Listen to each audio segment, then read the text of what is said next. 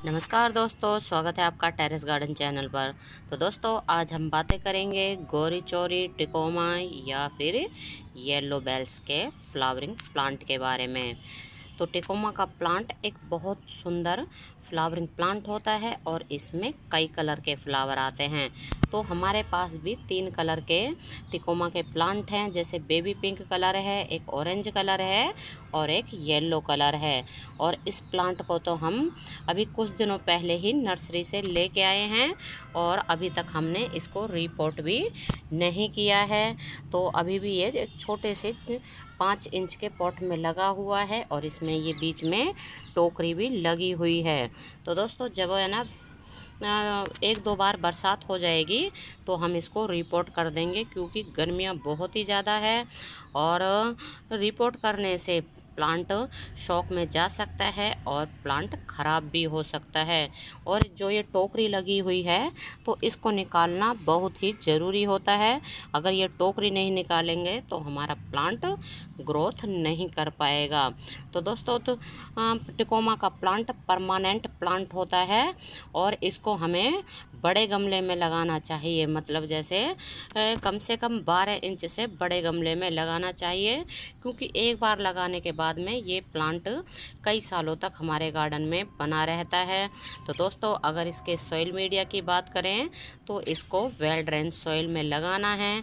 इसके लिए आप एक हिस्सा गार्डन सॉइल, एक हिस्सा रेत, एक हिस्सा कॉम्पोस्ट, वर्मी कंपोस्ट या फिर गोबर की सड़ी हुई खाद ले सकते हैं। और इस मीडिया में ये प्लांट बहुत ही अच्छे से चलता है और ग्रोथ भी बहुत बढ़िया करता है। और दोस्तों, इसमें बंच में फ्लावर आते हैं, तो आप देख सकते हैं हमारे इस प्लांट में भी बंच में फ्लावर आए हुए हैं। तो अभी तो ये बिल्कुल छोटा सा ही प्लांट है और फिर भी इसमें फ्लावर आए हुए हैं। और दोस्तों, ये प्लांट कटिंग से आसानी से लग जाता है और इस प्लांट को भी शायद कटिंग से ही लगाया हुआ है। तो इसकी कटिंग मॉनसून के सीज़न में, जैसे कि अगस्त सितंबर में या फिर जुलाई अगस्त में इसकी कटिंग लगाई जाती है, जब बरसातें आती हैं लगातार कई दिनों तक। और दोस्तों, इस प्लांट को आप बिल्कुल, जैसे कि ज़्यादा तेज़ गर्मियां हैं तो बिल्कुल सनलाइट में ना रखें, इसको ग्रीन नेट के नीचे रखें अगर गमले में लगा हुआ है तो। और इस प्लांट को आप ज़मीन में भी लगा सकते हैं। तो ज़मीन में अगर इस प्लांट को लगाते हैं तो फिर ये पूरा पेड़ बन जाता है, जैसे 8 से 10 फीट का पेड़ बन जाता है और फ्लावर इसमें बहुत ही ज़्यादा आते हैं। और ज़मीन में तो अगर इसको आप लगाते हैं तो अगर ये प्लांट फुल सनलाइट में भी रहता है तो भी ये प्लांट अच्छे से चल जाता है। और गमले में अगर इसको लगाएं तो गमले में इस प्लांट को आप, जैसे तेज़ गर्मियां हैं, मई जून की गर्मियों में इसको ग्रीन नेट के नीचे ही रखें, क्योंकि क्या होता है गर्मियों में तेज़ धूप पड़ती है और गमले में हम प्लांट को लगाते हैं तो इसका पानी थोड़े से ही टाइम के बाद सूख जाता है। जैसे हम शाम को पानी देते हैं तो सुबह तक बिल्कुल ही गमले का पानी सूख जाता है, मिट्टी ड्राई हो जाती है। तो इस कारण हमारा प्लांट नीचे की तरफ झुक जाता है। तो इसको अगर हम थोड़े से जैसे ग्रीन नेट के नीचे या शेड में रखेंगे तो फिर प्लांट हमारा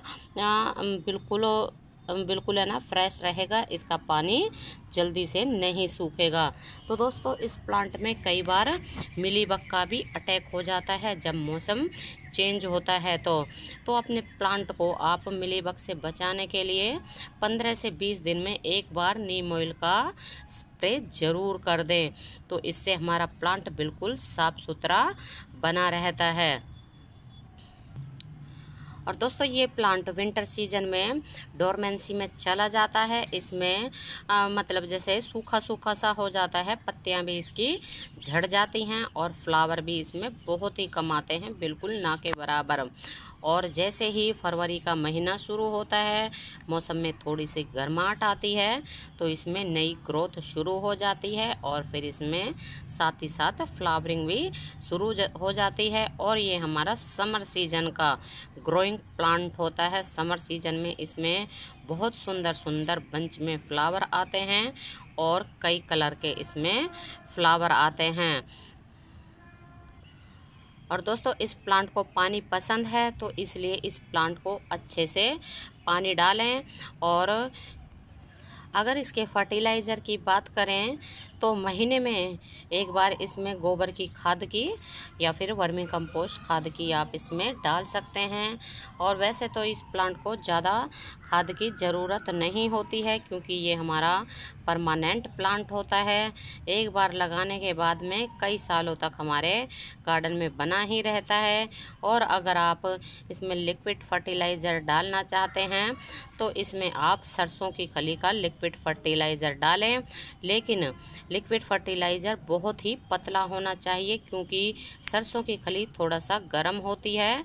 तो जैसे 1 गिलास फर्टिलाइज़र में 10 गिलास पानी मिक्स करके ही डालें। तो ये वाला खाद जो है, सरसों की खली का लिक्विड फर्टिलाइज़र गर्म होता है तो हमारे प्लांट को नुकसान पहुंचा सकता है और प्लांट भी हमारा ख़राब हो सकता है। और दोस्तों, इसमें बंच में फ्लावर आते हैं बहुत सुंदर सुंदर। तो आप देख सकते हैं हमारे इस प्लांट में भी ये फ्लावर खिले हुए हैं और इसमें ये और बंच मतलब बना हुआ है। तो ये फ्लावर कल खिल जाएंगे, उसके बाद ये खिलेंगे और फिर उसके बाद ये फ्लावर खिलेंगे। इस तरह से ही इसमें फ्लावर खिलते रहते हैं और परमानेंट प्लांट होता है। इस प्लांट को आप जैसे ज़मीन में भी लगा सकते हैं और इसको आप पॉट में भी लगा सकते हैं। तो दोस्तों, अगर इसके हम प्राइस की बात करें तो ये प्लांट 70 से 80 रुपये में ये प्लांट आसानी से मिल जाता है। और प्लांट की ग्रोथ के अनुसार ही प्लांट का प्राइस होता है। जैसे ये हमारा छोटा सा प्लांट है तो ये प्लांट हमें शायद 50 से 60 रुपये में मिला है, और इससे बड़ा अगर हम लेते तो थोड़ा सा महंगा मिलता।